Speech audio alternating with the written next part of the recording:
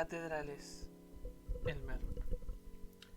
Detrás de los acontecimientos que nos comunican, sospechamos otros hechos que no nos comunican. Son los verdaderos acontecimientos. Solo si lo supiéramos comprenderíamos. Bertolt Brecht. El compromiso en literatura y arte. 1. Claro que recuerdo el caso de su hija, señor Sardá. ¿Cómo olvidarlo? Fue el primer caso oficial en el que intervine.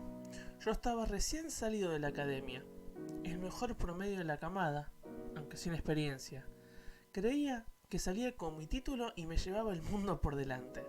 Enseguida me ubicaron. De una cachetada me ubicaron. Sí, por supuesto que en los libros está la base, coincido totalmente con usted. Pero es cierto que recién con la casuística uno termina de aprender. Y no solo por manejar pruebas o un cadáver. Aprende a manejarse en el grupo humano, que, le aseguro, es lo más difícil de mi tarea. Porque un cadáver ahí está. Son pruebas, ahí está. Es cuestión de saber mirar y ver, que no es lo mismo, por cierto. No sabe cuántos hay en este oficio que miran sin ver lo que está frente a ellos. Ahí, quieto, esperando ser descubierto. En cambio, el ser humano vivo, en acción, es impredecible. No, sí, claro que deberían haberme escuchado. ¿Qué importaba que fuera el recién llegado? De eso no hay dudas, y le agradezco que lo mencione. Es tal cual usted lo dice. A pesar de que uno tenga razón en determinadas circunstancias, no se puede hacer mucho. La clave es convencer a los demás de que uno la tiene. Ese es el tiro de gol. Y le digo que, con el tiempo, ya soy un experto también en eso. Pasa seguido en los forenses. Peor aún, aunque al jefe del equipo, como suele ser en este país, se lo elige por escalafón, por antigüedad o por acomodo. En esos casos, el que manda termina siendo un tipo que sabe menos que el que recién llega con estudios, con una carrera, con un título. El ignorante tiene más poder, todo el poder le diría. Un ignorante con poder es una fatalidad. ¿Y un corrupto? Ni le digo. Por nada. No le digo por nada en particular. A veces, el que dirige una investigación fuerza un resultado porque alguien le paga, o lo apura, o lo presiona. Sucede. No digo que sea el caso de su hija, pero sucede. No soy criminólogo, sino criminalista. Dos cosas bien distintas. Señor Sardá, por favor no se disculpe. La mayoría de la gente se confunde, hasta en los que se anotan para estudiar esas carreras. Despreocúpese. Exactamente, el criminólogo estudia por qué se cometen determinados crímenes en una sociedad. Estudia el hecho en conjunto, no un caso en particular. Su objetivo principal es lograr que, a la larga, ese delito pueda prevenirse. En cambio, la manera de estudio de un criminalista es un caso concreto. Debe analizar la escena del crimen, recolectar las pruebas y otras cuestiones que ayuden a determinar en esa situación específica y única quién mató y por qué. ¿Quién mató y por qué? That is the question, como diría Shakespeare. Claro que sí. Por supuesto que puede ayudarnos a determinar que no hubo delito o crimen, si es que no lo hubo. Lo que corresponda. Dígame, ¿usted por qué dice si nadie mató? ¿Se refiere en concreto al caso de su hija o es una pregunta hipotética? Ah, entiendo. Suena raro, pero entiendo. Sí, es una lástima que nadie haya seguido esa pista. Una falla lamentable de aquel equipo forense. Y yo no me quito responsabilidad. Me hago cargo de lo que a mí me toca. No supe hacer que mi superior me escuchara. Me consuela, al menos, que tampoco dejé que me convencieran de ahí había habido un crimen sexual porque desapareció una bombacha. Que fetichistas hay, pero vivos también. Bueno, no fue solo cuestión de conocimiento. Yo se lo atribuyo a que desde chiquito tengo una característica que algunos verían como negativa, pero que yo considero una virtud extraordinaria. Soy terco de terquedad absoluta. Una mula. Cuando me empaco en algo en lo que creo que tengo razón, difícilmente me mueva de ahí. Gracias a mi terquedad, le di a usted mi tarjeta 30 años atrás. Lo vi tan mal ese día que nos cruzamos en el juzgado, tan azorado. Usted no era solo un padre angustiado por la horrenda muerte de su hija. Usted era alguien que no lograba entender. Mire, si a su expresión de entonces yo le tuviera que poner un emoji de hoy en día, le pondría ese que se agarra la carita, el que tiene los ojos y la boca abiertos en señal de espanto. Usted estaba espantado. Esa es la palabra. Bueno, no era para menos. Ahora, qué coraje el mío. Se enteraba mi jefe de que le había dado mi tarjeta y me hacía despedir. ¿Sabe que el que tenía mayor rango de nuestro equipo venía de la parte administrativa? Y ese era el que mandaba. Uno que sabía de papeles. Pero de preservación de escena del crimen y de manejo de pruebas, no. NN, sobre homicidio calificado. Víctima Ana Sardá. ¿Cómo no me voy a acordar? Hay partes de la causa que las recuerdo de memoria. Dígame, sí. No todo. Algunos detalles los tengo borrosos. Otros grabados a fuego. A fuego. Ay, perdón, perdón por esa metáfora tan poco feliz. No, si yo soy una bestia. Los criminalistas terminamos muy sensibles al dolor ajeno. A ver, a grandes rasgos me acuerdo perfectamente del caso. Y por cierto, le adelanto que tengo cajas donde guardo los antecedentes de aquellos expedientes en los que intervine y me parecieron relevantes. Son casi manuales de procedimiento para mí. Cada vez que vuelvo a ellos, aprendo algo nuevo. Siempre me digo, algún día voy a escribir un libro. El caso de su hija debe estar en alguna de mis cajas. Tengo una habitación completa destinada a ese material. Pila de expedientes del piso al techo. No tengo dudas de que NN sobre homicidio calificado, víctima Ana Sardá, es uno de ellos. Claro, quiso bien el llamar, por supuesto. Tuve suerte de que no cambié la línea en todo este tiempo. Hoy por hoy, nadie conserva un número de tantos años. Es más, casi nadie ya tiene teléfono de línea. ¿Ha visto? Somos pocos. Hoy la comunicación es vía celular. WhatsApp, mensaje de texto, emojis, selfies. La voz humana se usa cada día menos. Y el que todavía tiene teléfono de línea no lo atiende. Yo casi dejo que se pierda su llamado en el ring. Ring, ring. Porque últimamente siempre que levanto el tubo, del otro lado hay una voz con acento centroamericano que me quiere vender algo. O una grabación que me da opciones para hacer una encuesta política. O incluso, lo que es peor, un astorrante quiere hacerme el cuento y me amenaza con que tienen secuestrado a mi hijo para sacarme plata. ¿No le pasó nunca? ¿Ve? En este país le ha pasado a medio mundo.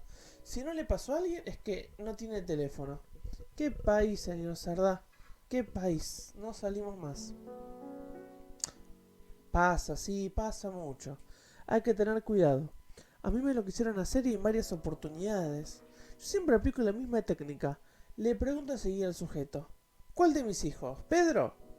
Y el sujeto cae en la trama y me dice, sí, Pedro. Y ese termina el cuento porque yo no tengo ningún hijo Pedro. Tengo a Federico y a Clarita. Pero Pedro, no. Sí, los dos todavía viviendo con nosotros, a Dios gracias. Yo calculo que hasta que termine la universidad van a estar acá. Y a su mamá y yo contentos. ¿Qué más queremos que tenerlos en casa? Pedro, no. Así que en cuanto sugiero ese nombre, los estafadores de pacotilla quedan descubiertos. Bueno, sí, claro. Volvamos al motivo de su llamado, don Alfredo. Alfredo era su nombre, ¿no? ¿Ve cómo me acuerdo? Me alegro mucho de que me haya llamado. Mismo teléfono, sí. 30 años después. Me quedé viviendo en la casa que era de mis padres. Vivo en Corimayo, cerquita de ustedes. ¿Usted sigue en Adrogué? Ah, qué bien, linda zona, ¿eh? Aquel lado de la propiedad se deterioró mucho, así que cuando mis padres murieron le dije a mi señora, ponemos la casa en venta, pero si no nos pagan lo que vale, nos venimos acá. Porque, mira qué fatalidad. Mis padres fallecieron en esta casa, por inhalación de monóxido de carbono. Una estufa que funcionaba mal. Y cuando suceden esas cosas, la propiedad pierde valor. La gente es aprensiva y supersticiosa. No le gusta ir donde murió alguien. Usted lo ha dicho. En toda casa de años murió alguien. Sí, imposible hacerlo entender a los supersticiosos. Habíamos comprado un departamento chiquito en Temperley, cuando recién nos casamos. Todavía estábamos pagando la hipoteca.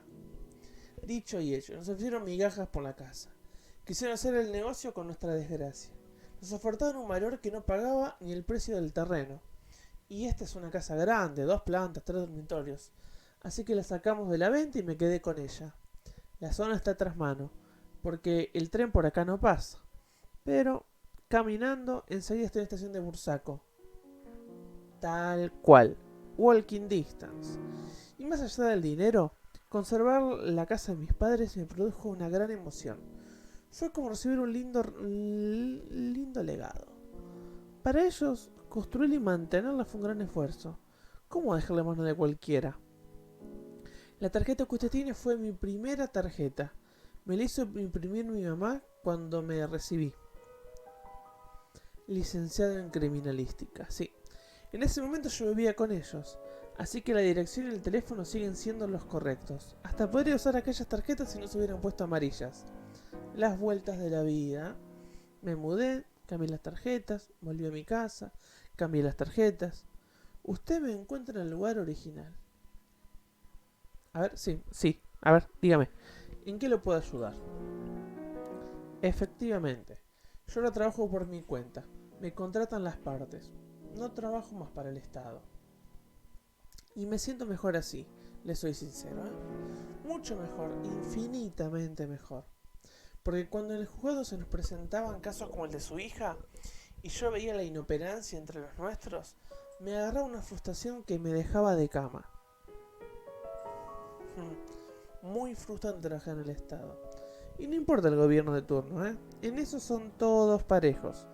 Imagínase lo que significa la inoperancia de su equipo de trabajo para un terco de terquedad absoluta como yo. ¿Me entiende, no? ¿Usted a qué se dedica? Seré curiosa. Ah, mire, yo también me dedico a la docencia. Part-time. Doy clase en academia de policía. Aunque eso lo hago más por vocación de servicio que por el ingreso monetario. Porque pagan como la mona. De cualquier modo, lo que a mí me gusta es la investigación. Estar ahí donde se cometió el delito. Pensar con la cabeza de quien lo cometió. Y entender. Para eso me formé. Para estudiar una escena del crimen, analizarla, encontrar pruebas, sacar conclusiones. Y lo hago con pasión. Pero ojo que no somos CSI. Eso no existe ni en Yanquilandia. Eso es un cuento. Y menos acá. Que ya solo con la ropa de trabajo que muestran en esa serie quedaríamos sin presupuesto para ningún trabajo posterior. ¿Sabe lo que cuestan esos mamelucos Tibet de DuPont? Y para colmo, se usan y se descartan. Bueno, acá más de uno los debe lavar y vuelta a la escena de otro crimen. Sí, Alfredo, claro que sí. Por supuesto que me interesa ayudarlo. Cuente conmigo. Ahora, permítame una pregunta. ¿Por qué el interés hoy, 30 años después? ¿Aparecieron nuevos elementos? Un testigo. Ah, una testigo, sí. O podríamos decir una testigue, como dicen ahora los chicos. Chicas. Sí, si un testigo puede servir. ¿Cómo se llama? Me suena. ¿No había declarado antes esa chica? Claro. Una compañía de su hija que se presentó espontáneamente en la comisaría. Me voy acordando. Sí. Su declaración calzaba con mi hipótesis de que el crimen de su hija no fue un crimen sexual. No. Yo de eso no tengo dudas. Nunca las tuve. Crimen sexual no fue. Los que lo hicieron, porque para mí fue más de uno, plantaron evidencia como para que lo pareciera. Modificaron la escena del crimen muy burdamente. Y mis jefes, por inoperancia o por corrupción, bajaron el martillo. Esta chica, si mal no recuerdo, habló de una muerte anterior, ¿no? No sé, era un poco confuso. Tendría que revisar. Es que con lo mal que hicieron su trabajo, estaban muy apurados por cerrar el caso. Era más sencillo decir violación seguida de muerte y desmembramiento para ocultar pruebas que seguir con la causa abierta. Con esa etiqueta acomodaron todo rapidito.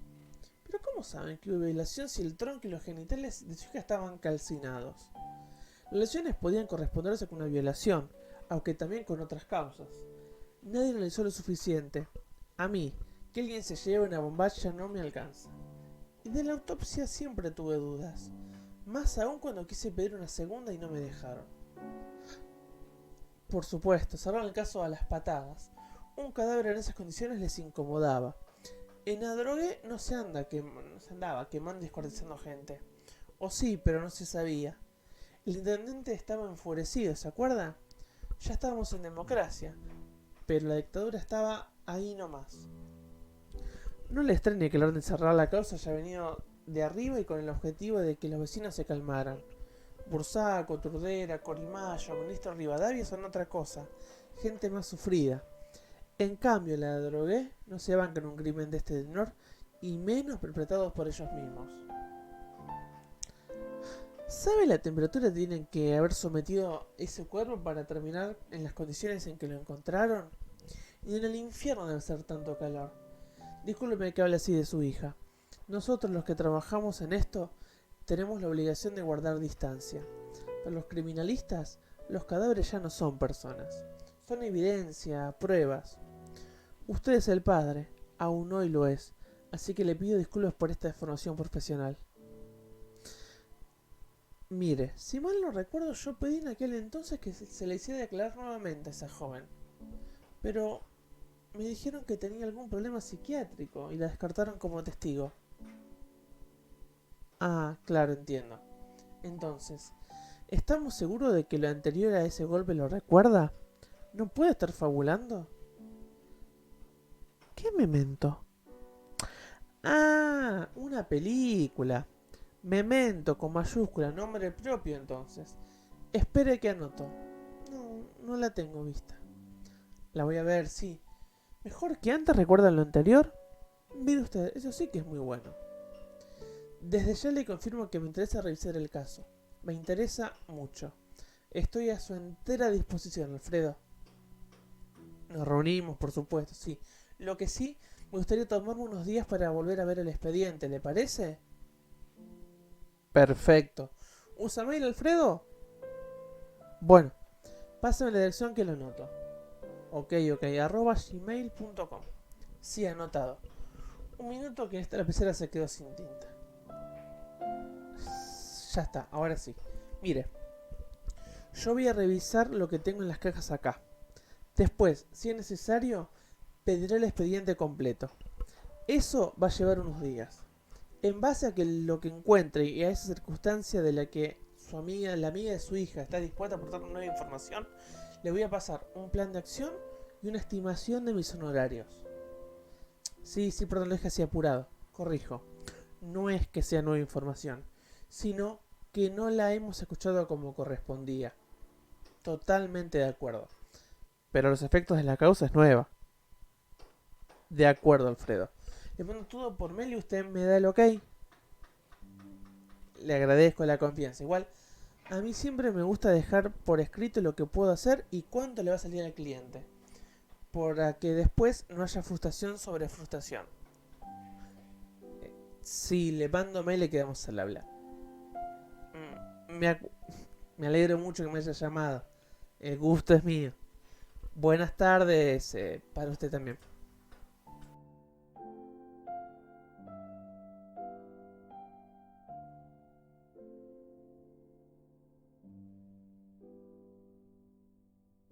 Elmer, capítulo 2.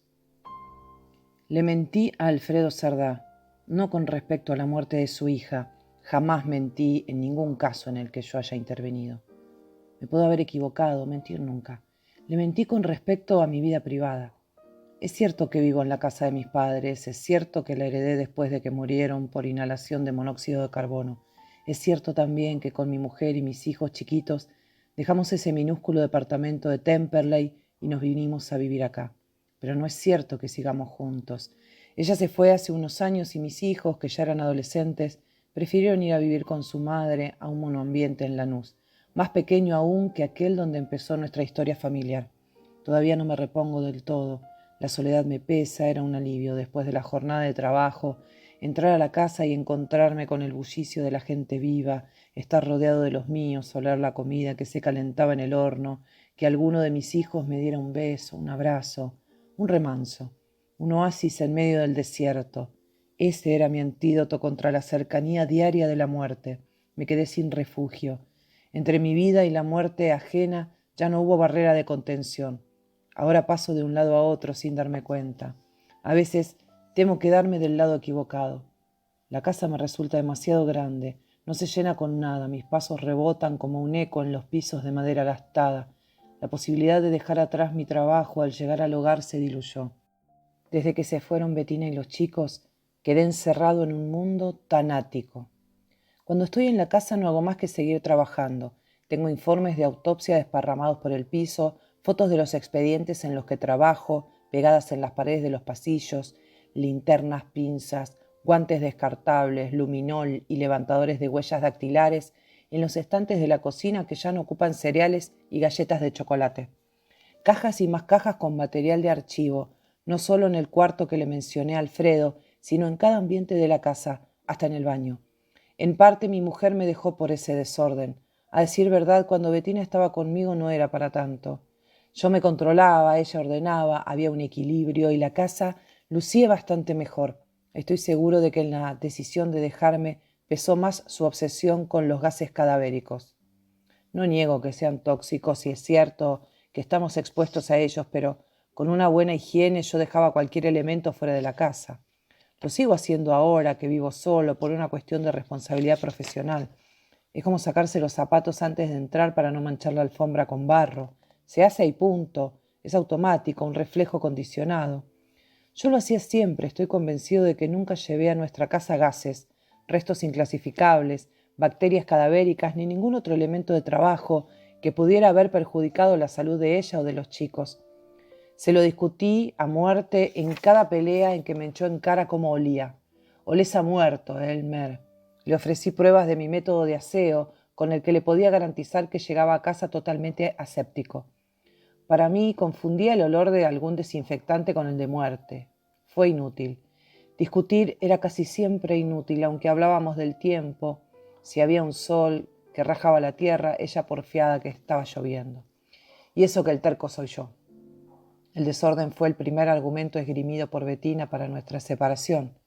Los gases cadavéricos, el segundo.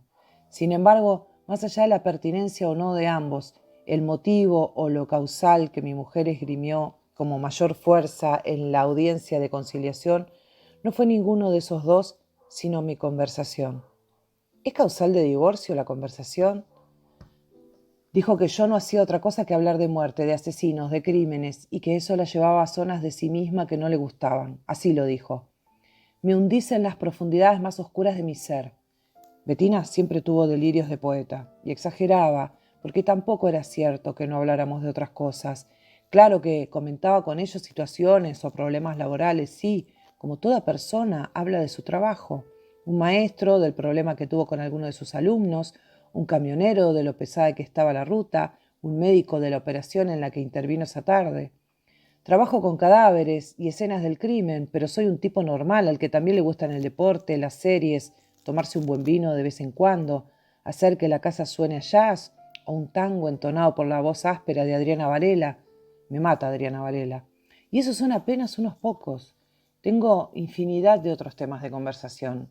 Es verdad que el trabajo es mi pasión y ocupa un lugar muy importante dentro de mis intereses. Ella me había conocido así. Incluso se había mostrado muy atenta cuando yo le contaba detalles de lo que estudiaba, mientras hacía la carrera. Una vez hasta me hizo recitarle las distintas etapas del rigor mortis, como si fuera un poema. Fase de instauración, fase de estado, fase de resolución, fase de instauración, fase de estado, fase de resolución. Debo reconocer que hay materias que podríamos haber aprobado los dos si ella se hubiera presentado a los mismos exámenes que rendí yo. ¿Fingió un interés que no tenía? No creo. Me inclino más a pensar que con el tiempo, como pasa en tantas parejas, aquello que la atrajo la expulsó, y mi conversación pasó de ser cautivante a abominable. No me atrevo a recomendarlo en los cursos que doy a futuros colegas, pero creo definitivamente que hay que mentirles a los clientes en los que a nuestra vida privada se refiere, protegerlos de quienes somos. Lo aconsejable es evitar hablar de intimidades. Se puede hacer algún comentario si es que sale el tema. Es cierto que la gente es curiosa, a menudo participa preguntando o compartiendo alguna reflexión con la certeza de quien tiene frente a sus ojos tal o cual cosa. Ante esa participación uno tiene que decidir si miente o no. Y yo esa decisión ya la tomé hace mucho. Le mentí a Alfredo Sardá, como lo hice y lo hago con todos. Para mí es fundamental que quien nos contrata crea que el criminalista es una persona similar a ellos mismos, con familia, fanático de algún equipo de fútbol, amante de las pastas, con una vida estándar. Porque lo que le vamos a tener que contar en cuanto sepamos va a ser tremendo, oscuro, tenebroso. Si nosotros no presentamos como unos nerds de laboratorio o como personas raras o frikis, les damos la posibilidad de creer que estamos locos y lo que afirmamos puede ser considerado falso. Hay que tener muy presente que la gente como primera reacción al horror prefiere no creer. En otras profesiones pasa lo mismo. Por ejemplo, un abogado se pone traje para ejercer su tarea. Tal vez en su vida diaria se le pasa en jogging y zapatillas, pero no se le ocurriría ir a ver a un cliente o concurrir a una audiencia frente a un juez sin vestirse adecuadamente. Perdería credibilidad y lo sabe.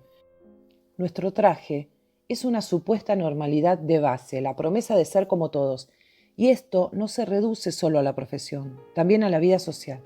Somos gente que se pasa el día observando cadáveres, buscando huellas de sangre, recogiendo con delicadeza un pelo abandonado en la escena del crimen como si fuera un diamante, analizando distintos tipos de heridas cortopunzantes, diferenciando firma y modus operandi en las mutilaciones.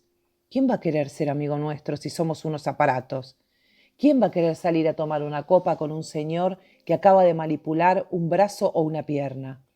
Un prejuicio que puedo comprender, pero infundado, porque si desconfían de nosotros, se equivocan. No hay gente más equilibrada en esta sociedad que los criminalistas. Tenemos que tener mucho equilibrio para trabajar en casos como los que trabajamos y mantenernos incólumes. Somos una piedra, y además precisos, certeros, rigurosos, detallistas. Los criminalistas hacemos apología del detalle. No aseveramos nada sin prueba objetiva. No damos por supuesto, confirmamos. Por ejemplo, si vemos una mancha roja, no vemos sangre, sino tejido hemático. Si es sangre, lo dirá el laboratorio. Cuando hacemos el perfil de un asesino, no tratamos de entenderlo desde la psicología. No nos importa cómo lo trataban sus padres, si en el colegio le hacían bullying o por qué otro motivo llegó a ser quien es. Ni siquiera pensamos en él en términos de buena o mala persona. Nos importa el hecho, lo que hizo. Poca gente más confiable y menos prejuiciosa que un criminalista, a pesar de que nuestra mujer no lo valore y nos haya abandonado. 30 años después, me puse a trabajar en el expediente por el homicidio de Ana Sardá. De inmediato, ni bien Alfredo me llamó y sin esperar a que aprobara los honorarios. Sabía que no habría problemas. Le había pasado un valor muy bajo, me interesaba el caso y lo habría hecho incluso gratis. Pero no es bueno que alguien crea que se está dispuesto a trabajar sin una contraprestación adecuada porque tergiversa el sistema de trabajo. Y el sistema de trabajo y la familia son las bases de la sociedad. Se desarma eso, se viene abajo la estantería completa. A mí me queda el 50% del sostén, por eso lo defiendo con uñas y dientes. No estoy seguro de si lograré estar en pareja otra vez. Perdí la confianza en mí en cuanto a cómo seducir a una mujer. De joven me llevaba el mundo por delante, avanzaba aún en batallas de gran dificultad, y debo reconocer que casi siempre ganaba. Hoy en día las mujeres están muy distintas de lo que eran cuando yo estaba a la edad de salir al ruedo. Y me aventuro poco, fui perdiendo training, me cuesta abordarlas, a mí me gusta así como están, me encanta, que van de frente, que se sientan poderosas, que no esperen que uno vaya por ellas. Hasta debo reconocer que me seduce más esta nueva mujer que veo hoy, que aquella que conocí en mi juventud. Sin embargo, abordarlas es otra cosa, me siento atraído y cuando pienso en dar el siguiente paso, ¡pum!, me frunzo. ¿Qué? Si me quedo pagando, que si digo, Linda, ¿querés tomar algo conmigo? Y me contestan, Linda, ¿las pelotas? Están raras, poderosas pero raras, impredecibles. Igual no es que me hayan resignado, estoy juntando fuerzas, viendo por dónde llegar. Me tomé algo así como un año sabático para analizar bien la cuestión. Aunque no me imagino el resto de mis días sin una mujer con quien compartir la vida. Me queda el trabajo, por el momento hago base ahí. Ese es mi sostén, no solo económico sino emocional. El día que me jubile voy a estar en problemas. Faltan unos cuantos años. Ya veremos qué será de mí para ese entonces. Empecé por las cajas. Tenía mucho material, pero algunos de los papeles eran faxes, un sistema de impresión que ya no se usa. Al desplegarlos comprobé que con los años aquellas hojas aceradas se habían convertido en documentos ilegibles. Es impresionante cómo un sistema que parecía haber venido a revolucionar las comunicaciones cayó en el olvido en pocos años. Además de los faxes, en la caja había algunas hojas del expediente fotocopiadas, el informe de la autopsia, mi pedido de segunda autopsia rechazado, recortes de diarios de la época, anotaciones en servilletas de papel. La urgencia por dejar registro de un dato me habrá encontrado tomando un café. Lo más confiable de todo lo que había dentro de la caja eran mis propios apuntes, hechos a mano en un cuaderno Rivadavia. Siempre preferí el Rivadavia al Gloria, una cuestión de gramaje de papel y de textura. Lo primero que leí escrito en el margen superior de la primera hoja y en imprenta mayúscula fue: no fue un crimen sexual. Una corazonada. No había evidencia suficiente ni para afirmarlo ni para negarlo. Yo no tenía dudas de que las pruebas habían sido manipuladas, y fue el manoseo más que la certeza lo que me llevó a pararme en la vereda contraria. A continuación de aquella leyenda, había apuntado una serie de datos relativos a la primera fase de la investigación: la protección y preservación del lugar de los hechos. La noticia criminis había llegado por un llamado telefónico anónimo, con una voz distorsionada. Alguien llamó a la comisaría de Adrogué a primera hora de la mañana. El oficial que recibió la llamada no pudo determinar la edad aproximada del sexo, o sea que era probable que quien había llamado hubiera sido el mismo asesino, o un cómplice, o un testigo, alguien que quería que encontráramos el cuerpo sin darse a conocer. En el caso de Ana Sardá, la escena del crimen no necesariamente coincidía con el lugar de los hechos. Aunque se precintó la zona, no se dejó dentro del área delimitada con cintas amarillas la superficie necesaria como para la protección y preservación del terreno. Por lo tanto, no estaba garantizada una búsqueda de evidencia acorde con una investigación rigurosa. Es cierto que por más que fuera un baldío, no se podían tomar los 50 metros recomendables para un descampado sin habernos metido en casas vecinas, pero a mí me quedó sabor a poco. Para colmo, el responsable a cargo del equipo, haciendo alarde de su falta de conocimientos para el puesto, definió que entráramos en espiral, un método que habría visto en alguna película y le pareció lúcido, un sinsentido en aquella ocasión. Lo lógico habría sido barrer el terreno en franjas o paralelas, y cuanto antes, ya que el clima no ayudaba y pronto no quedaría nada por observar. Entramos en el sentido contrario a las agujas del reloj y la espiral duró un suspiro. Al rato había gente desparramada por todos lados. Hasta el cura de la parroquia cercana al lugar de los hechos tenía un lugar destacado en el operativo y cada tanto les daba indicaciones a los agentes. Más tarde incluso rezó un rosario junto al cuerpo pidiendo por la chica, a quien había reconocido ni bien la vio, y por su familia. Ana Sardá había sido descuartizada en ese terreno. Lo ratificaba el hallazgo de gran cantidad de sangre, a pesar de que la fuerte lluvia, sobre todo durante la madrugada, había barrido una parte sustancial del material y lo que quedaba alrededor eran charcos de barro rojizo. Para colmo, a la hora de la mañana en que el equipo forense se hizo cargo de la situación, la llovizna persistía y seguía borrando huellas. También era evidente que la carbonización no había sido allí, al menos no la carbonización del cuerpo en su totalidad. Había zonas del terreno quemadas, aunque el daño no se correspondía con el calor al que tenía que haber estado expuesto el cuerpo de Ana Sardá para llegar al calcinamiento. Una botella de agua y una tapa de plástico sin quemar, a metros del cadáver, indicaban que esos materiales no habían estado sometidos a la misma temperatura que al menos el tronco de la oxisa. De lo contrario, se habían derretido. El pasto alrededor del cadáver estaba quemado, chamuscado, mojado y embarrado, pero no se podía hablar de terreno calcinado. Parecía que el fuego hubiera sido selectivo. Los pies debajo de unas botas de cuero gruesas casi no se habían quemado. Llamaba la atención el color amarillo cobrizo de la piel de los empeines. Por momentos la lluvia, por momentos una llovizna tupida. Terminaron de limpiar cualquier material sensible que pudiera haber quedado en el terreno: mancha, objeto, huella, esquirla, marca, rastro, resto, vestigio, fragmento, brizna. Los trozos de Ana Sardá habían aparecido juntos, colocados siguiendo el orden anatómico del cuerpo, aunque no mantenían una alineación perfecta. La cabeza, el tronco y las piernas se sucedían en el orden natural, pero el tronco estaba levemente corrido hacia la izquierda de lo que podría pensarse como el eje del cuerpo. Eso ya era una firma de autor, y no la única. La firma de un crimen es aquello que no es necesario para la comisión del delito. Un detalle propio que tiene que ver con quien lo ejecutó y no con el método elegido. En los descuartizamientos, una característica común es que los trozos seccionados se repartan en distintos lugares, lo más alejados posible, de manera que no se pueda armar el rompecabezas que permita identificar a la víctima. Este no era el caso, evidentemente. Quien había descuartizado a Ana Sardá quería que se encontrara el cuerpo y se supiera que era ella. Además del tronco desplazado, llamaba la atención que los brazos no habían sido cortados a la altura de las axilas siguiendo el modus operandi típico del descuartizamiento, como quien troza un pollo y le corta las alas. Cuando participé del caso Sardá, tenía poca experiencia, pero no había leído ningún material escrito antecedentes de descuartizamiento en que los brazos quedaran con el tronco. Ningún profesor me lo había mencionado nunca, y en mis años de trabajo posteriores jamás lo volví a ver.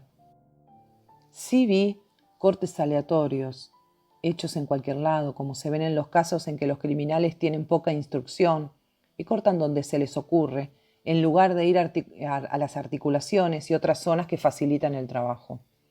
En el caso de Ana Sardá, había 2 cortes en los lugares del cuerpo donde cualquier sujeto con un mínimo de conocimiento de anatomía sabe que tiene que cortar, cuello y extremidades inferiores, pero faltó el último corte. En letras de imprenta mayúscula, en la tercera página de mis apuntes de cuaderno Rivadavia leí: ¿por qué alguien secciona las piernas y la cabeza de un cadáver y no los brazos? 30 años después, aún no tenía una respuesta. Otras consideraciones. El Código Penal argentino castiga el descuartizamiento cuando éste empieza con la víctima viva. Por eso es importante determinar el momento de la maniobra de desmembramiento. Y para nuestra ley, el descuartizamiento de un cadáver no es delito, a menos que se haga para encubrir otro delito. Mi jefe, vaya a saber uno por qué, primero se obsesionó con determinar aquella circunstancia, que el corte no hubiera empezado antes.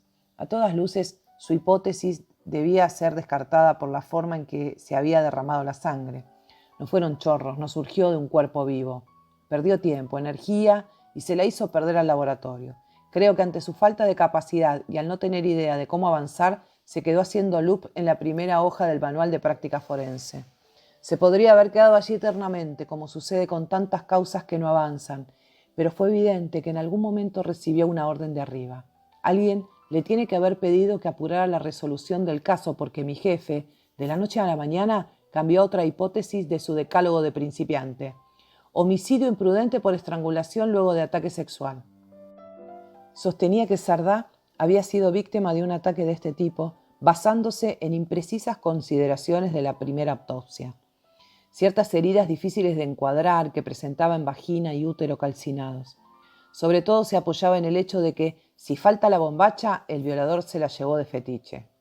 Un papanatas. Mi jefe debía de ver muchas series y gracias a eso se sentiría formado en materia forense. Lástima que en aquella época había pocas y malas. Aseguró también que había fractura de hueso y oides, lo que era cierto y a la vez poco significativo. Si a Ana Sardá le cortaron el cuello, no había forma de que ese hueso no se partiera al medio. Estaba y estoy en desacuerdo absoluto con mi jefe, tanto cuando tenía 20 y pico de años como ahora, con más de 50. No me caben dudas ni de que el descuartizamiento fue post-mortem, ni de que no había real evidencia de ataque sexual. Pero entonces, ¿por qué se quema un cadáver y se lo desmiembra?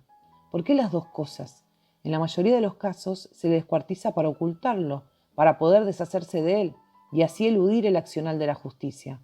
En el caso Sardá, este motivo estaba descartado.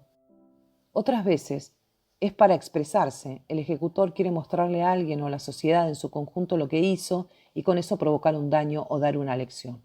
Podría haber sido que el llamado de voz distorsionada tuviera que ver con esta última hipótesis, con llamar la atención. No obstante, el oficial que recibió la noticia criminis Dijo que por momentos quien llamó se quebraba, que tenía que hacer una pausa antes de seguir hablando, como si estuviera tratando de contener el llanto. No cerraba tampoco esta otra hipótesis en cuanto al motivo del descuartizamiento. Queda un dato adicional por considerar. Había evidencia de que algunas de las quemaduras eran anteriores y leves y otras posteriores y más intensas. Daba la impresión de que el cuerpo hubiera sido quemado por partes, para usar una comparación con la vida cotidiana, como si alguien repartiera la carne del asado en la parrilla y a ciertos cortes los expusiera más tiempo o a más brasas que otros, porque un comensal pide a punto y otro bien cocido. Raro. ¿Esa diferenciación en la exposición al fuego de las distintas partes era firma o modus operandi? ¿Qué había en el tronco de Ana Sardá para que mereciera mayor fuego? Quemar un cadáver, al igual que desmembrarlo, también puede tener que ver con eliminar la evidencia. Dice el maestro Osvaldo Raffo, el gran forense argentino, en su libro La muerte violenta. Lo más corriente es quemar un cadáver para hacerlo desaparecer, impedir su identificación o disimular la verdadera causa de la muerte. Y para mí ahí estaba la clave. Yo no tenía ni tengo dudas de que en el caso de Ana Sardá se trataba de esa tercera opción, disimular la causa de la muerte. Porque ¿para qué sumar dos mecanismos a fin de hacer desaparecer un cadáver y a la vez dejarlo en un lugar de fácil acceso? El cuerpo estaba casi a la vista, en un potrero en el que los pibes del barrio jugaban a la pelota y los adultos descartaban basura. No era imaginable que alguien quisiera hacer desaparecer un cadáver ahí. Un día más, un día menos, lo encontraría un chico o un perro. Si lo hubieran querido hacer desaparecer, lo deberían haber tirado en un arroyo o en una alcantarilla. El criminal tampoco había tenido voluntad de que el cadáver no fuera identificado, ya que conservaba las manos con huellas digitales inalteradas y la cabeza de Ana estaba en el mismo lugar que el resto del cuerpo, con el pelo chamuscado y el rostro herido por quemaduras importantes, pero aún así perfectamente reconocible. La hipótesis más fuerte, tanto entonces como ahora, era que el descuartizador incendiario trató de borrar las causas de la muerte. Y por la forma en que fue calcinado, en etapas y a distinta intensidad, esas causas estaban en algún sitio del cuerpo de Ana. Entre el cuello y la articulación de las extremidades inferiores, en su tronco. La opción más probable, la que parecía cantada al ver la escena, habría sido que esa chica estuviera embarazada. Pero la autopsia no mencionaba embarazo alguno. Si hubiera habido un feto, a pesar del calcinamiento, deberían haberlo detectado. Después de unas horas se autorizó a levantar el cuerpo y llevarlo a la morgue para hacer las pruebas necesarias y fundamentalmente para que la familia lo reconociera, aunque no cabían dudas de que esa mujer desmembrada era Ana Sardá, aún antes de llevársela. El cura no había vacilado ni un segundo en cuanto la vio. Yo no me emociono cuando trabajo, es parte del entrenamiento. Solo sin emoción se puede hacer bien nuestra tarea profesional. Pero recuerdo que en aquel entonces, siendo casi un chico, pensé en el familiar de esa joven, que habrá tenido el coraje o la obligación de ir a mirar su cuerpo descuartizado y quemado para atestiguar que efectivamente esos trozos habían sido Ana Sardá. Y sentí dolor. Me compadecí de él, tal vez por prejuicio, imaginé que el elegido sería el padre y no la madre. Sin embargo, quien reconoció el cuerpo fue una de las hermanas, una opción que no había siquiera considerado. Y cuando lo supe me dolió aún más. No solo se trataba de alguien comprometido afectivamente con la occisa, sino de otra mujer joven, una a la que podría haber pasado lo mismo que a la víctima. Demasiado horror para tolerar. Pasé las hojas del cuaderno buscando cuál de las dos hermanas había reconocido el cadáver, pero no encontré apuntado el dato. Quizá nunca lo supe. Cerré la caja con el material que ya había revisado de punta a punta. Me quedé con el informe del equipo médico forense. Lo leí con detenimiento otra vez, buscando algo a lo que no le hubiera prestado atención en su momento. Noté en esa nueva lectura que había varias observaciones referidas al color de la piel de Ana. Debo reconocer que no vi ese detalle en el momento de la revisión in situ del cadáver, ni luego en la morgue, tampoco cuando leí el informe final de la autopsia. Más allá de que todas las partes estuvieran expuestas a distinto calor o fuego y de que eso modifica el color de la piel quemada, había comentarios del jefe médico forense que entonces no me habían llamado la atención y en esta nueva lectura sí. El informe hablaba de color amarillo cobrizo en los pies, que habían estado protegidos del fuego por el por el calzado que llevaban. Volví a buscar el cuaderno, pasé las páginas con la esperanza de encontrar algo más. ¿Qué es un amarillo cobrizo? Advertí que había escrito en un margen con grandes signos de interrogación. Todos los cadáveres se ponen cianóticos debido a la falta de oxígeno en la sangre y por lo tanto azules. Es un color similar al de un bebé cuando llora desconsoladamente, tanto que la sangre no bombea bien. Por eso el azulado, el de la autopsia de Ana, no llamó la atención a nadie. Pero ¿por qué el amarillo cobrizo en algunos sectores del cuerpo tampoco disparó una alarma? En mi caso, un error por falta de experiencia, en el resto del equipo por falta de pericia o por corrupción. No hay que descartar esa variable. Si sabemos, más aún quiénes somos, parte que el sistema judicial no es inmune a la corrupción. El cadáver de una persona que tiene diabetes y registró un pico de glucemia puede presentar los dos colores, ictericia, cianosis. Claro que no parece lógico que quien desmembró y calcinó los trozos de Ana Sardá haya querido ocultar una diabetes. Me quedé pensando en esos colores. Guardé el informe del médico forense en mi mochila para tenerlo a mano. Estaba irritado, con cierto enojo conmigo mismo por no haber profundizado 30 años atrás esa línea acerca del color de las piernas de Ana. Me serví un vino, puse un apto en el teléfono, Naranjo en Flor, cantado por Adriana Varela. ¿Viste, Betina, que cada tanto tomo un vino y escucho música? Me mata Adriana Varela. Ni bien terminó de sonar ese tango, saqué otra vez el informe de la mochila, intenté buscar alguna pista diferente. Las extremidades inferiores y la cabeza presentaban quemaduras de primer y segundo grado. El tronco y los brazos estaban calcinados. Los brazos flexionados en lo que se conoce como actitud del boxeador o del esgrimista, porque si hubieran contraído de esa manera necesitaban haber estado expuestos a un calor o fuego, que sin dudas no es el que apenas chamuscó cabeza y piernas. Sí, además el terreno no presentaba quemaduras compatibles con el estado de calcinamiento del tronco de Ana Sardá, definitivamente esa fracción de su cuerpo se quemó en otro lugar. ¿Por qué tomarse el trabajo de quemar el tronco de esa manera y luego regresarlo al baldío? Segunda copa de vino. Di play. Ahora Adriana cantaba Garganta con arena y yo cada vez estaba más convencido de aquella hipótesis intuitiva de 30 años atrás. No hubo crimen sexual. Tanto la carbonización como el descuartizamiento habían tenido como objetivo disimular la verdadera causa de la muerte, que fue otra, no el estrangulamiento involuntario en medio de una violación, como concluyó mi jefe. ¿Quién quiso ocultar esta muerte anterior? ¿Por qué? ¿Qué hizo? ¿Qué le obligó a hacer a Ana? Y ya no quién, sino qué mató a esa chica de 17 años. A veces los interrogantes son muchos y no alcanza solo con preguntarse quién mató y por qué. Me entusiasmó saber que conocería a la testigo que decía que Ana había muerto antes y en sus brazos. Alfredo Sardá me citó en su casa un viernes por la tarde. Sabía que no encontraría a aquella niña que declaró motu propio y que nadie escuchó, sino a la mujer en la que se convirtió, con memoria o sin memoria.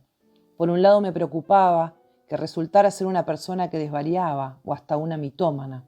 En el ejercicio de la profesión me he cruzado con más de una y de uno. La mentira no es cuestión de género, la locura tampoco. A pesar de que popularmente ellas tengan peor fama que nosotros, científicamente la chifladura está más bien repartida. Pero por otro lado debía mantenerme abierto y receptivo porque también cabía la posibilidad de que esa mujer, niña, estuviera diciendo la verdad, que Ana hubiera muerto en sus brazos. Cabía la posibilidad de que sus recuerdos anteriores se correspondieran con los hechos, aunque luego de esos hechos su memoria ya no pudiera recoger más nada. Como una bolsa de mercado agujereada que uno cree que carga con papas y mientras tanto van cayendo una a una por el fondo. Sí, efectivamente, Ana Sardá había muerto en los brazos de una amiga adolescente. ¿Qué circunstancias podrían haber rodeado a esa muerte para que alguien se tomara el trabajo de despedazar un cadáver de la manera en que lo hizo? ¿Qué debía ocultar el quemarlo antes y después de cada corte?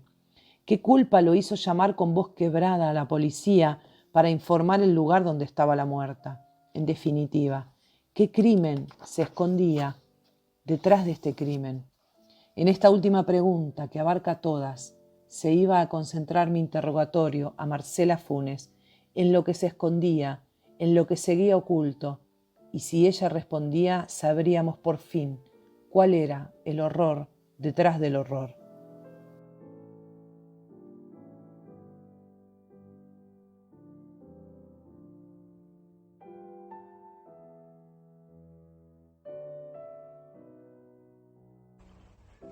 Alfredo Sardá me contrató con el pretexto de querer saber la verdad. Aunque, como tantos otros que me contratan diciendo lo mismo, él quería confirmar una hipótesis propia. Lo que él aún no sabía es que por debajo navegaba otra verdad, en silencio, oculta, casi imperceptible. Y si lo sabía, era de manera inconsciente, sin atreverse a traerla a la superficie, a pensar en ella, mucho menos a enunciarla. Creemos que nuestro objetivo es saber la verdad, pero en realidad nos referimos a nuestra verdad. Yo también, no soy la excepción a la regla, solo que por deformación profesional estoy más alerta a descubrir verdades no deseadas. Me citó en su casa para presentarme a Marcela Funes y para que los tres revisáramos una lista de nombres que ella había escrito 30 años atrás, cuando tenía 17. Lo hizo porque pensaba que alguno de los listados podía ser, efectivamente, el hombre con quien Ana Sardá mantenía una relación amorosa hasta que murió. Alfredo ya tenía desde hacía tiempo una copia de esa lista. Eso fue lo primero que llamó mi atención. Me la podría haber mandado por mail, y yo hubiera avanzado, investigando a cada uno de ellos sin necesidad de aquel encuentro. Nos podríamos haber juntado luego, una vez que hubiera descartado pistas falsas. Pero después del pedido de Alfredo, se escondía la búsqueda de esa otra verdad, una que él, aún sin verla, debía intuir, al menos como presencia incómoda. Llegué a su casa a las 3 de la tarde, la hora pactada, en realidad unos minutos antes. La sucesión de hechos que precedieron mi llegada había resultado muy exitosa. El colectivo había alcanzado la parada en horario, había hecho su recorrido en un tiempo menor al habitual, y yo me encontré frente a la casa donde había vivido Ana Sardá 4 minutos antes de lo estipulado. Por supuesto, esperé hasta las 3 en punto para tocar el timbre. Alfredo Sardá salió a abrirme. Estaba extremadamente delgado. Mi recuerdo era el de un hombre robusto. El portón de entrada tenía un candado con llave. Me imaginé que en el tiempo en que Ana vivía allí no lo tendría. Ya no se puede vivir en el conurbano sin rejas ni cerrojos. Alfredo me hizo pasar, me ofreció café y mientras lo esperaba me advirtió que luego, cerca de las 4, me dejaría unos minutos para ir a buscar a Marcela Funes a su casa. Siempre lo hacían de ese modo y Alfredo no quería alterar la rutina. A pesar de las dificultades que le ocasionaba a esa mujer la amnesia anterógrada, ella se manejaba bastante bien en la calle cuando se trataba de ir a lugares repetidos en rutinas habituales. Sin embargo, él prefería acompañarla de ida y de vuelta, y así lo haría. Tuvimos casi 1 hora para hablar a solas. Empezamos por la lista. Alfredo me entregó una copia, pero la repasamos apenas por encima. Le sugerí hacer una lectura más exhaustiva cuando estuviéramos los tres, ir nombre por nombre junto a Marcela, los dos atentos a cualquier reacción o gesto de la mujer. Tal vez en su rostro podríamos advertir alguna respuesta inconsciente. Alfredo estuvo de acuerdo. Su hipótesis era la siguiente. Uno de esos hombres, el que mantenía una relación con Ana, aún sin haberla matado, se sintió responsable e intentó borrar todas las huellas que podrían habernos llevado a él y a la causa de la muerte de Ana. Repitió. Busco a quien, sin haber matado a mi hija, se sintió tan culpable de su muerte como para quemarla y descuartizarla. Lo digo 30 años después y todavía hoy se me quiebra la voz.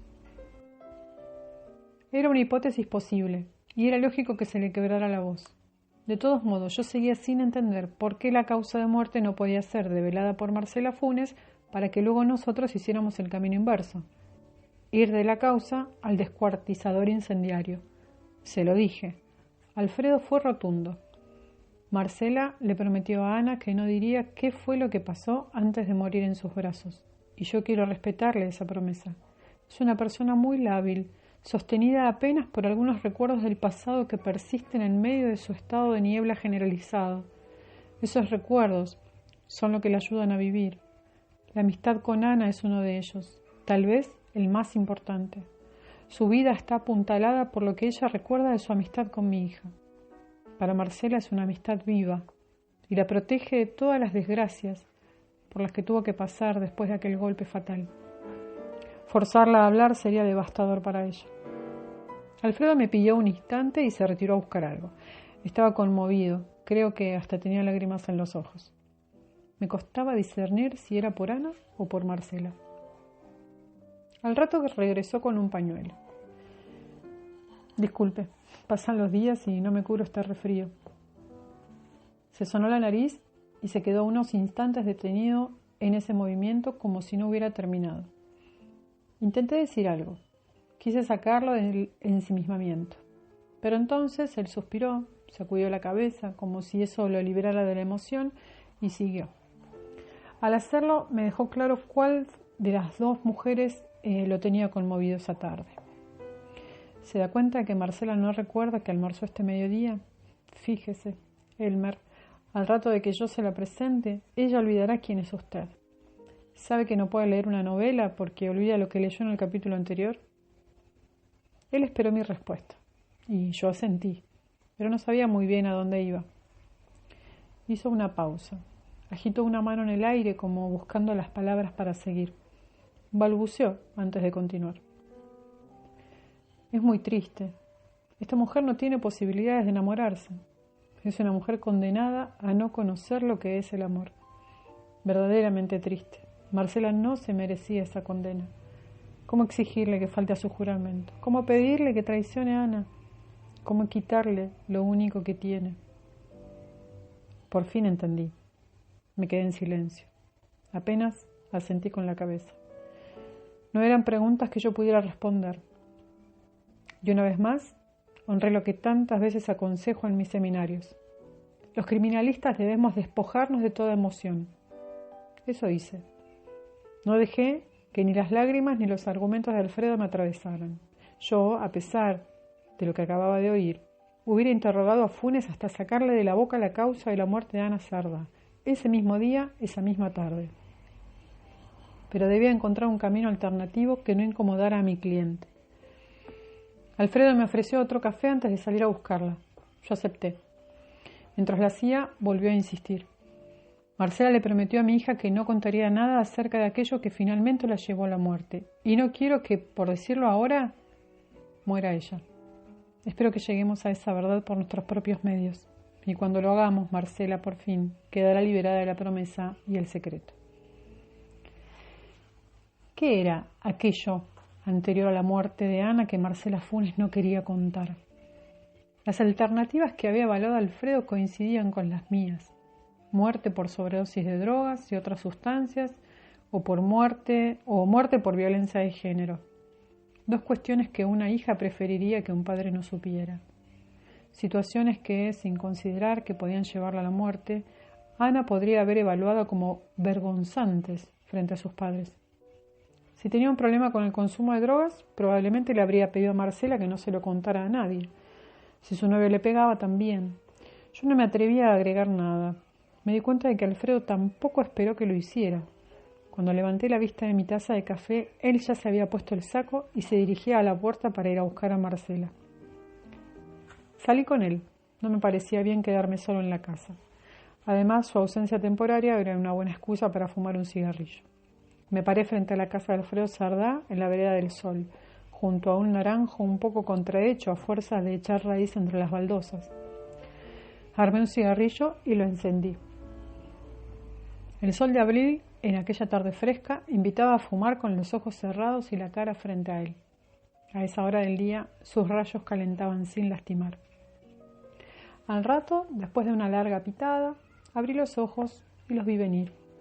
La imagen parecía sacada de un álbum de fotos de unas décadas atrás. Alfredo, recién ahora lo miraba en detalle, iba de saco sport y pantalón de vestir, una camisa blanca con el último botón desabrochado, mocasines clásicos. Si bien toda la ropa le quedaba demasiado holgada, conservaba la elegancia que debía de haber tenido en otras épocas. Marcela llevaba un vestido con vuelo en la pollera, acampanada, un modelo que podría haber sido sacado de una revista burda de los años 80. Zapatos abotinados con taco cuadrado y una bolsa colgando del hombro donde, luego supe, llevaba algunas de sus libretas. Alfredo y Marcela iban del brazo, sonreían. Por un momento me hicieron olvidar de que nuestro encuentro tenía que ver con la muerte, desmembramiento y carbonización de Ana Cerda.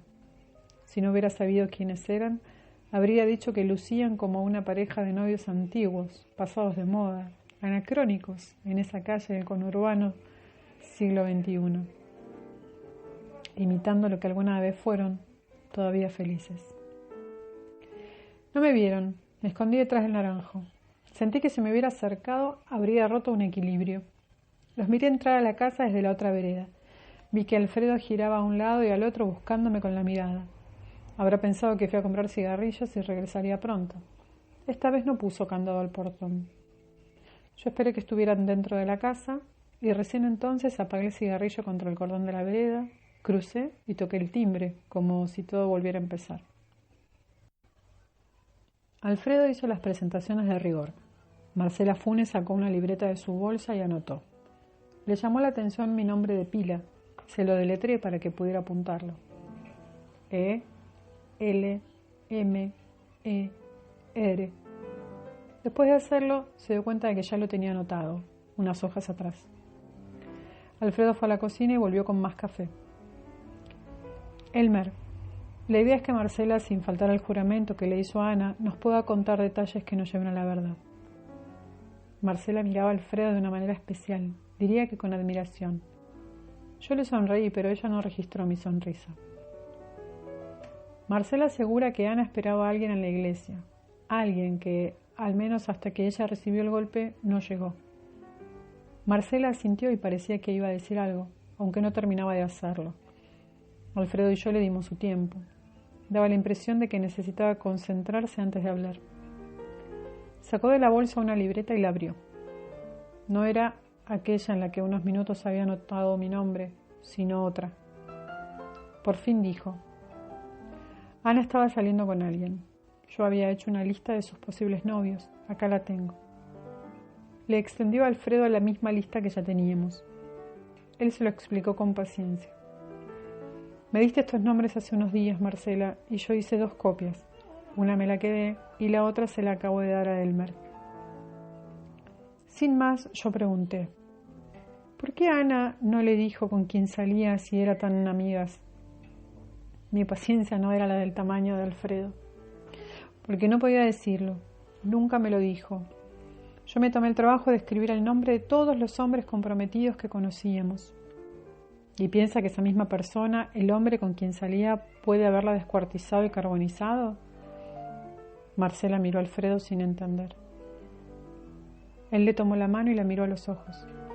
Otra vez, con paciencia, dijo lo que le debe de haber dicho muchas veces en encuentros anteriores y lo que le habrán dicho diferentes personas en otros momentos a lo largo de estos 30 años. Después de que Ana murió en tus brazos, alguien descuartizó su cadáver y lo quemó. Ella se llevó una mano a la boca con sorpresa, con horror. Era como si lo hubiera escuchado por primera vez. Negó con la cabeza. Alfredo agregó: igual ya estaba muerta, Marcela. Tranquila. Da mucha impresión y lo entiendo. Ana no sufrió. Era un cadáver para cuando le hicieron lo que le hicieron. Sí, ya estaba muerta, repitió ella un poco más calmada y anotó algo en la libreta. Quizá revisando esa lista podamos entender quién puede haber sido y agregó Alfredo. E iba a decir algo, pero lo interrumpí. Perdón, dije, y le hice un gesto de que se detuviera con la mano. Estaba cada vez más convencido de que era mejor encontrar primero la causa de la muerte. Me dirigí a Funes sin hacer la pregunta en forma directa. Quise llegar a su respuesta. ¿Recuerdas si Ana se sentía débil esa tarde? Sí, le costaba mucho caminar, contestó ella. La tuve que ayudar a entrar a la iglesia. ¿Por qué? Porque se sentía mal. ¿Por qué se sentía mal? ¿Estaba golpeada? No estaba golpeada. ¿Por qué iba a estar golpeada? Preguntó la mujer, sorprendida. Yo no respondí, aunque se tratara de un interrogatorio ad hoc. Yo preguntaba, ella respondía. ¿Decía cosas incoherentes? No. ¿No parecía borracha o perdida? Tampoco. ¿Por qué me pregunta esas cosas? Esa vez respondí.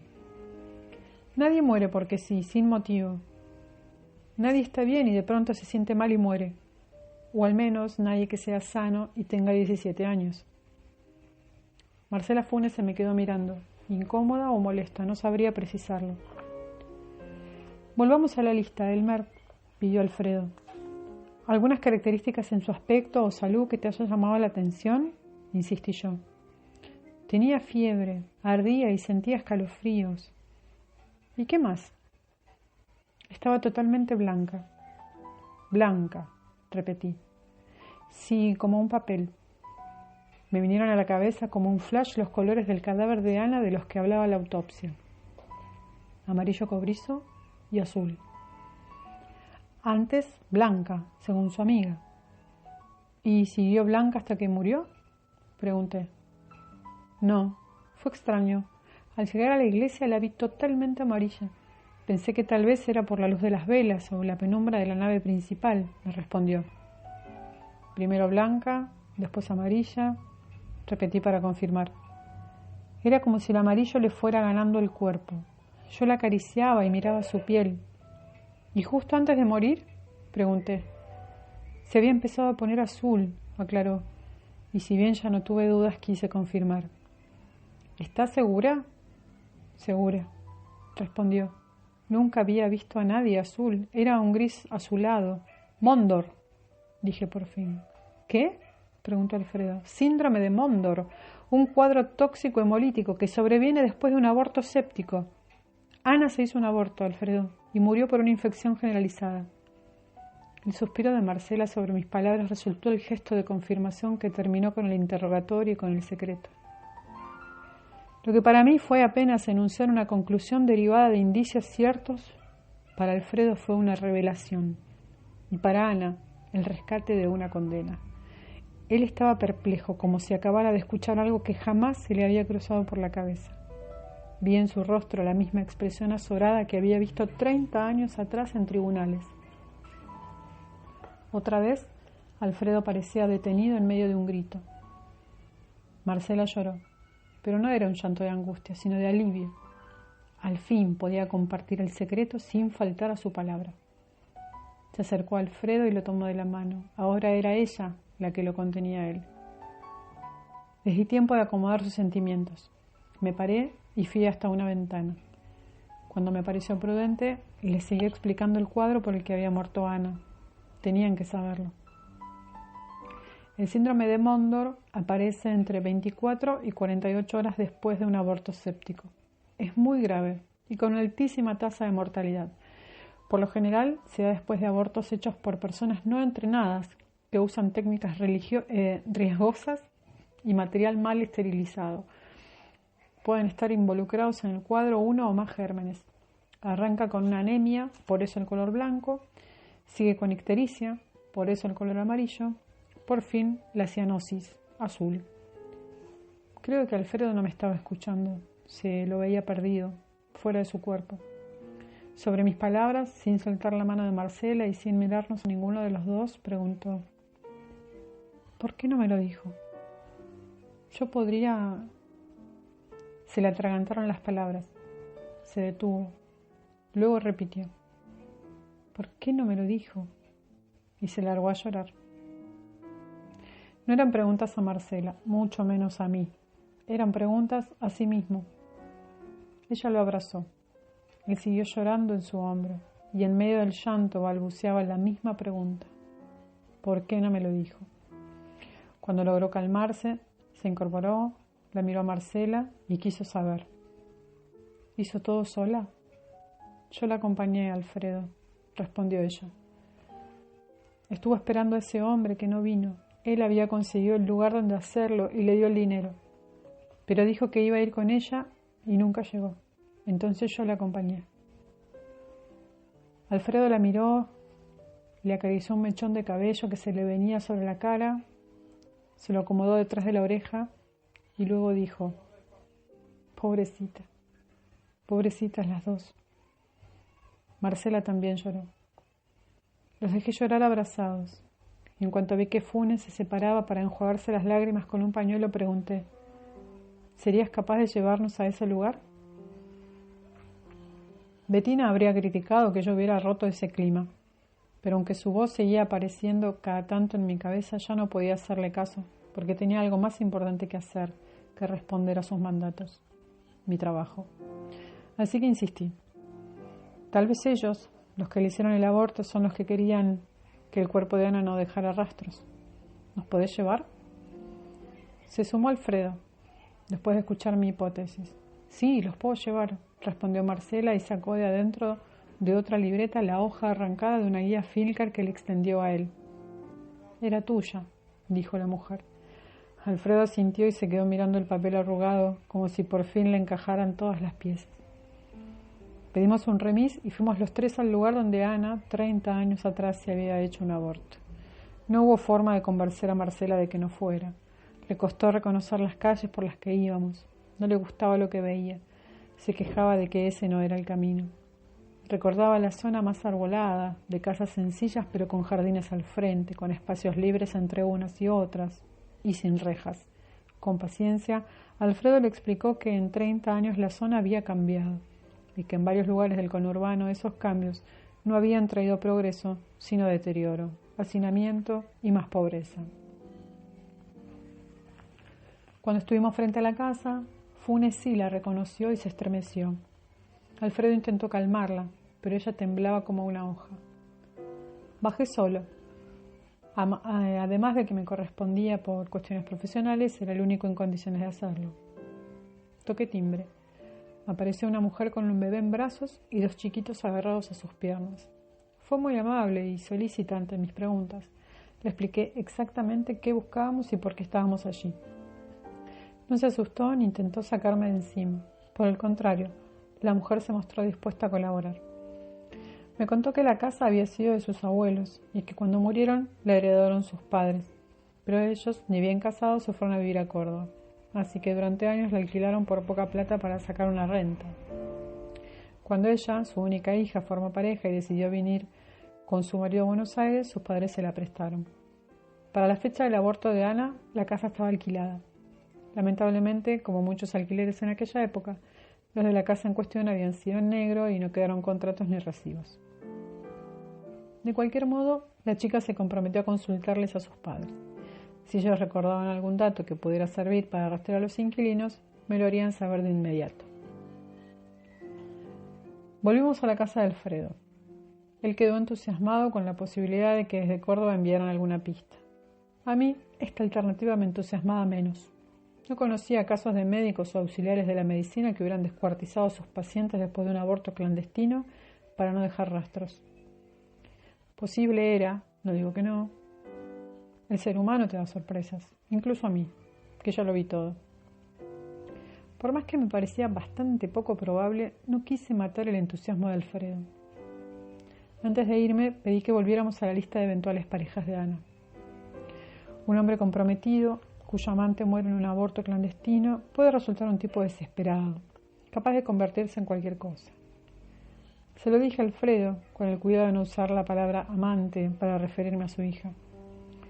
Leímos en voz alta la lista y el puntaje que Marcela Funes le había asignado a cada uno de los sospechosos.